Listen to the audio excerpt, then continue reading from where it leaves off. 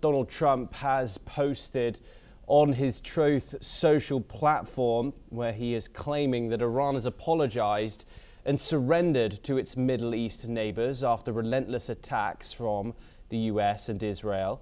Trump states that Iran promised not to attack its neighbors anymore, crediting the US-Israeli offensive as the reason for Iran's defeat. He claims it is the first time in thousands of years that Iran has ever lost to surrounding countries. Trump further declares that Iran is no longer the bully of the Middle East, but the loser of the Middle East, forecasting a long period of weakness for the country. He adds that Iran will be hit very hard and that areas and groups once untouched in military action are now under consideration for targeting due to Iran's bad behavior.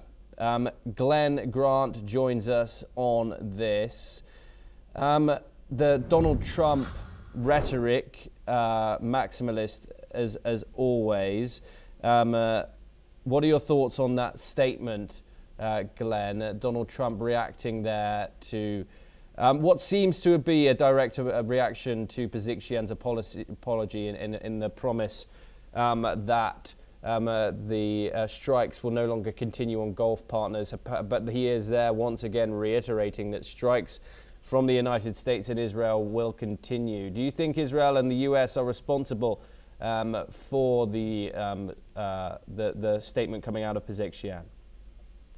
No, I don't. I think that this is basically Iran realizing that what they did at first was a mistake and it didn't work, and trying to actually to reduce the sort of the number of enemies that it has to fight. It's bad enough for them having to fight US and Israel, but you start adding Saudi Arabia and people on top of that, and that's foolish. And it's not clear at all that this was a politically ordered attack on those other countries. It may well have been a knee-jerk reaction from the military when the main leadership, had its head cut off. They were just lashing out at anybody. I don't think we'll really know an answer to that until the war finishes, and then it'll, the real reason will creep out. And you'll see your reaction to that statement coming from the US president. The messaging very, very clear. That Donald Trump takes into account the apology from Iran, takes credibility for it, as well as Israel, but also saying that he will continue, and the US and Israel will continue to strike Iran as hard, if not harder than before. Well, it doesn't matter if it's true or not. The important thing is that this is the way the President of the United States sees the situation. In his perception, the attacks caused Pezeshkian to do what he did.